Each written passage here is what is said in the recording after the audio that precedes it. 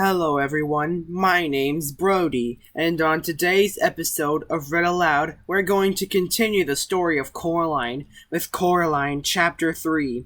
The next day the sun shone, and Coraline's mother took her into the nearest large town to buy clothes for school. They dropped her father off at the railway station. He was going into London for the day to see some people.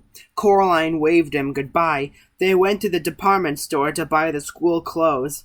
Coraline saw some day-glow green gloves she liked a lot. Her mother refused to buy them for her, preferring instead to buy white socks, navy blue school underpants, 4 gray blouses, and a dark gray skirt. But Mom, everybody at school's got gray blouses and everything. Nobody's got green gloves. I could be the only one. Her mother ignored her. She was talking to the shop assistant. They were talking about which kind of sweater to get for Coraline, and were agreeing that the best thing to do would be to get her one that was embarrassingly large and baggy, in the hopes that one day she might grow into it.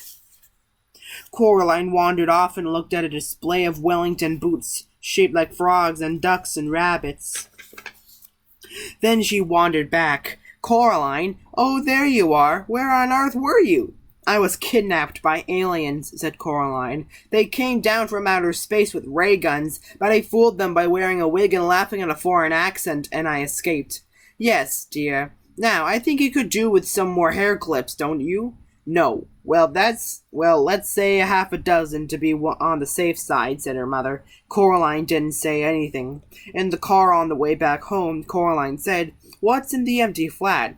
"I don't know. Nothing, I expect. It probably looks like our flat before we moved in. Empty rooms. Do you think you could get into it from our flat?" "Not unless you can walk through bricks, dear." "Oh." They got home around lunchtime. The sun was shining, although the day was cold. Coraline's mother looked in the fridge and found a sad little tomato and a piece of cheese, with green stuff growing on it. There was only a crust in the bread bin. "I'd better dash down to the shops and get some fish fingers or something," said her mother. "Do you want to come?" "No," said Coraline. "Suit yourself," said her mother, and left. Then she came back and got her purse and car keys and went out again.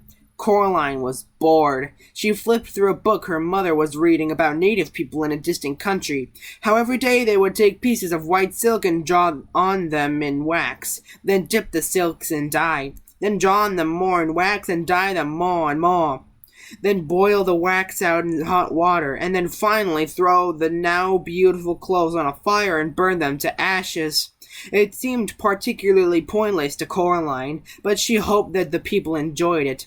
She was still bored, and her mother wasn't yet home. Coraline got a chair and pushed it over to the kitchen door. She climbed onto the chair and reached it.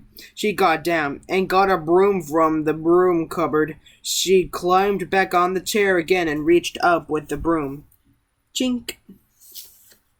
She climbed down from the chair and picked up the keys. She smiled triumphantly. Then she leaned the broom against the wall and went into the drawing room. The family did not use the drawing room. They'd inherited the furniture from Coraline's grandmother, along with a wooden coffee table, a side table, a heavy glass ashtray, and the oil painting of a bowl of fruit. Coraline could never work out why anyone would want to paint a bowl of fruit. Other than that, the room was empty. There were no knickknacks on the mantelpiece, no statues or clocks, nothing that made it feel comfortable or lived in. The old black key felt colder than any of the others. She pushed it into the keyhole. It turned smoothly, with a satisfying clunk.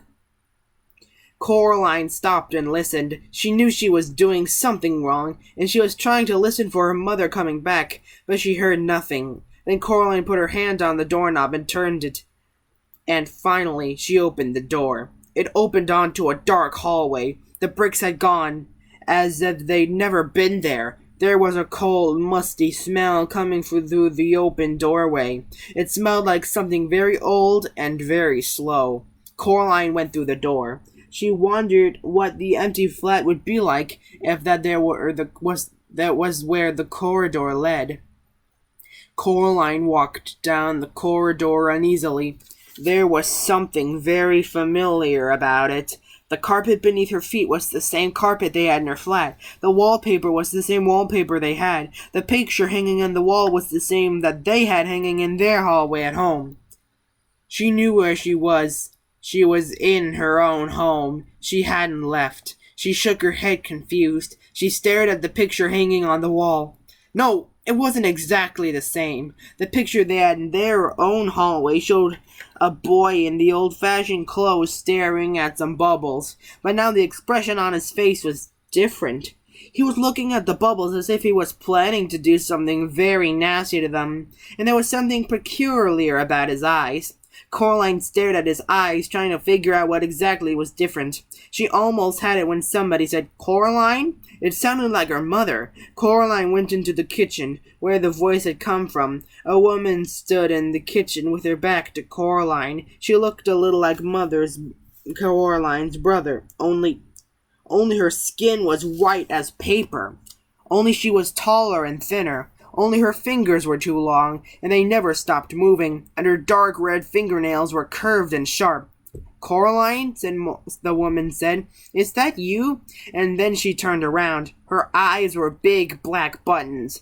"Lunchtime, Coraline," said the woman. "Who are you?" asked Coraline. "I am your other mother," said the woman. "Go and tell your other father that lunch is ready." She opened the door of the oven. Suddenly Coraline realized how hungry she was.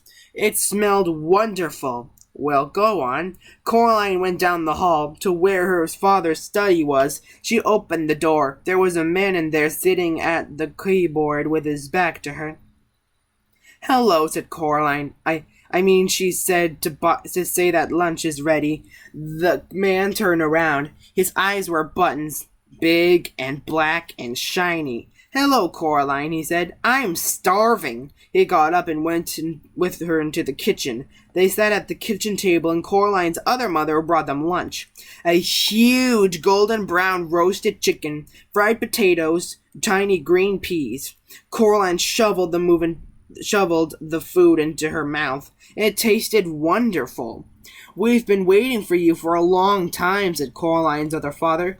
"For me?" "Yes," said the other mother. "It wasn't the same here without you. But we knew you'd arrive one day, and then we could be a proper family. Would you like some more chicken?" It was the best chicken that Coraline had ever eaten. Her mother sometimes made chicken, but it was always out of the packets or frozen, and was very dry and had never tasted of anything. When Coraline's father cooked chicken, he bought real chicken, but he did strange things to it, like stewing it in wine, or stuffing it with prunes, or baking it in pastry, and Coraline would always refuse to touch it on principle. She took some more chicken. "I didn't know I had another mother," said Coraline cautiously. "Of course you do. Everyone does," said the other mother, her black button eyes gleaming. "After lunch, I thought you might like to play in your room with the rats." "The rats?"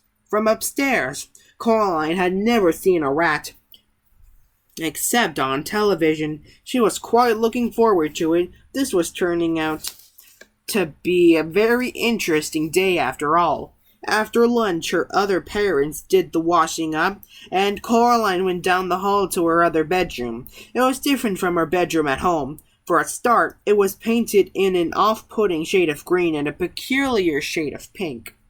Coraline decided that she wouldn't want to have to sleep in there, but the color scheme was an awful lot more interesting than her own bedroom. There were all sorts of remarkable things in there she'd never seen before. Wind-up angels that fluttered around the bedroom like startled sparrows, books with pictures that writhed and crawled and shimmered, little dinosaur skulls that chattered their teeth as she passed. A whole toy box filled with wonderful toys. "This is more like it," thought Coraline. She looked out of the window. Outside, the view was the same one she saw from her own bedroom. Trees, fields, and beyond them on the horizon, distant purple hills. Something black scurried across the floor and vanished under the bed. Coraline got down on her knees and looked under the bed. 50 little red eyes stared back at her. "Hello," said Coraline. "Are you the rats?" They came out from under the bed, blinking their eyes in the light. They had short, soot-black fur, little red eyes, pink paws that looked like tiny hands, and pink hairless tails that like long, smooth worms.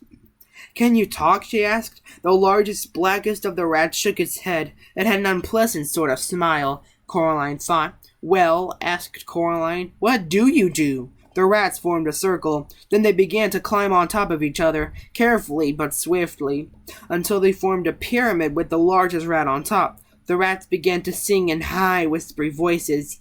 We have teeth and we have tails. We have tails, we have eyes. We were here before you fell. We will be here when we rise. It wasn't a pretty song. Coraline was sure she'd heard it before, or something like it, although she was unable to remember exactly where. Then the pyramid fell apart. Then the rats scampered, fast and black, toward the door. The other crazy old man upstairs was standing in the doorway, holding a tall black hat in his hands. The rats scampered up him, burrowing into his pockets, into his shirt, up his trouser legs, down his neck. The largest rat climbed into the old man's shoulders, swung up from the long gray mustache past the big black button eyes and onto the top of the man's head.